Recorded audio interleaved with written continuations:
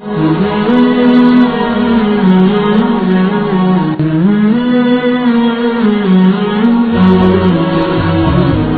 fikih namun tidak memahami sifat 20. Pertanyaan selanjutnya, tapi ini agak sama dengan pertanyaan sebelumnya, yaitu ini hanya beda, ini mengambil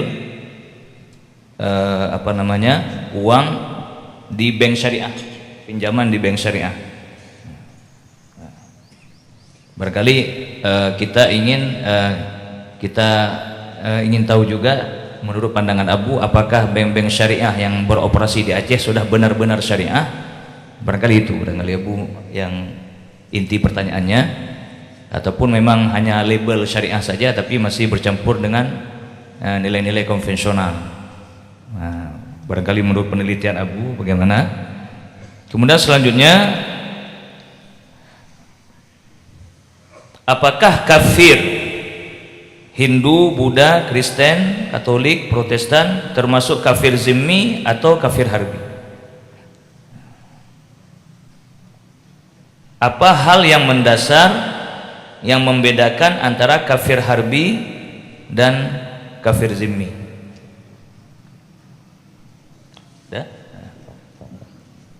Kita persilakan kepada Abu untuk menjawab. Terima kasih. Seseorang yang telah memiliki ilmu fikih tapi belum mengetahui sifat 20. Permasalahannya, ilmu yang fardu'in 3: tauhid, fikih, tasawuf. Pengertian fardu'in harus dimiliki oleh setiap individu. Semenjak berumur 6 tahun harus sudah mulai diajari, karena umur 7 tahun mulai salat, dan seterusnya 10 tahun dipukul, 15 tahun baru balik, akil balik wajib secara syar'i atas anak-anak tersebut. Disinilah ketinggalan kita. Kalau di kampung, di rumah tidak diajarkan semenjak umur 6 tahun, langsung diserahkan ke sekolah. Kalau TK 4 tahun ya, bernyanyi-nyanyi saya, sorak-sorak sana, ayun mendam ya. 6 tahun di sekolahkan sekolah dasar atau madrasah ibtidaiyah. Di sana kita tahu gurunya siapa, lulusan dari pendidikan umum juga. Kepada yang lulusan pendidikan umum disuruh mengajar agama, tidak tahu ya. Walillahilham, Tastafi Pidia Jaya sekarang sudah mengadakan kerjasama dengan bupati setempat dan dinas pendidikan setempat. Sudah lebih 500 alumni pesantren Pidia Jaya berkesempatan mengajar di sekolah-sekolah tingkat menengah, dan sekarang sedang diuruskan untuk tingkat menengah atas. Kalau tidak yang mengajar itu orang yang mengerti agama, maka kita dapat menilai apa yang akan dikerjakan. Mungkin guru itu masuk di saat jam dia mengajar, bicara sama anak-anak, lihat jam sudah habis, waktu mengajar keluar. Hari demi hari, bulan demi bulan, sampai tahunan lulus daripada sekolah, dia belum mengerti.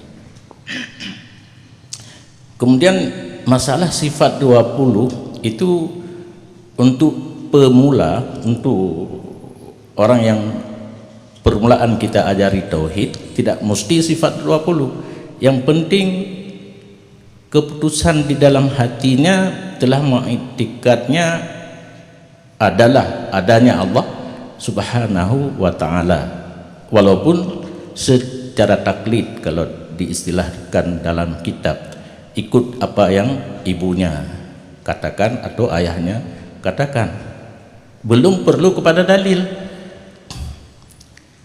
Saat dia akil balik, ragu tentang adanya Allah, itu perlu kepada dalil.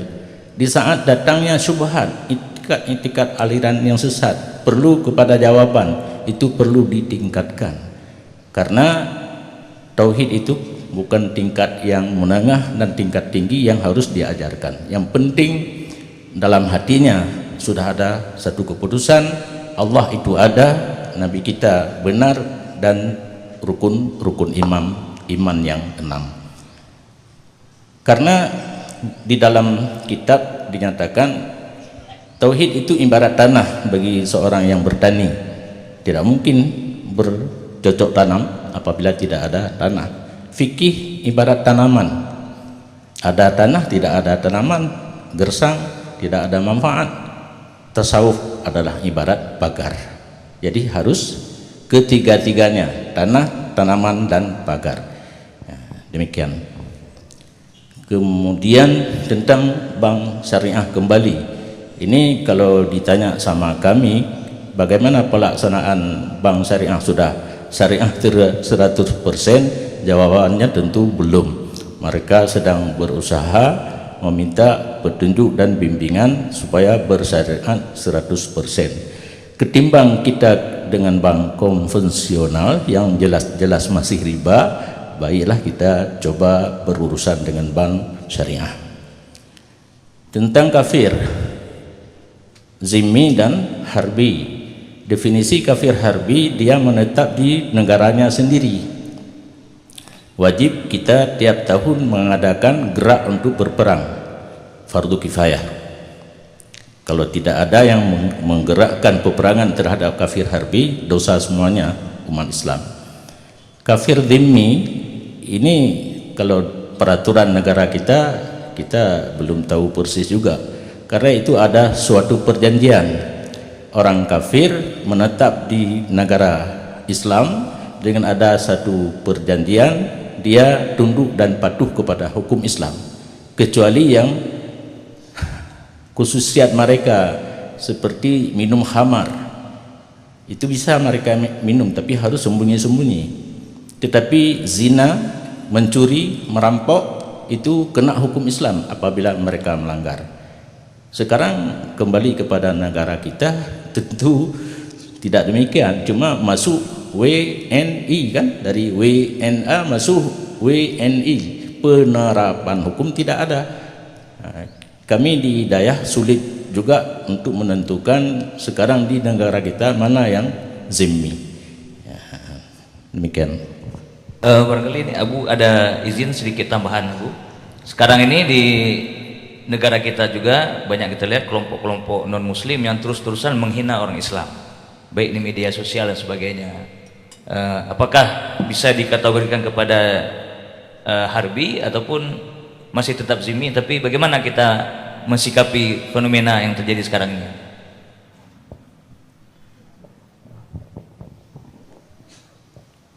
Susah untuk menjawabnya kan, karena hukum yang berlaku di negara kita bukan hukum Islam. Dari kacamata Islam, Abu? Kalau dari segi kacamata Islam, tidak boleh pemerintah membiarkan non muslim menghina terhadap orang Islam. Nah, itu sudah main mata katanya. Enggak benar lagi.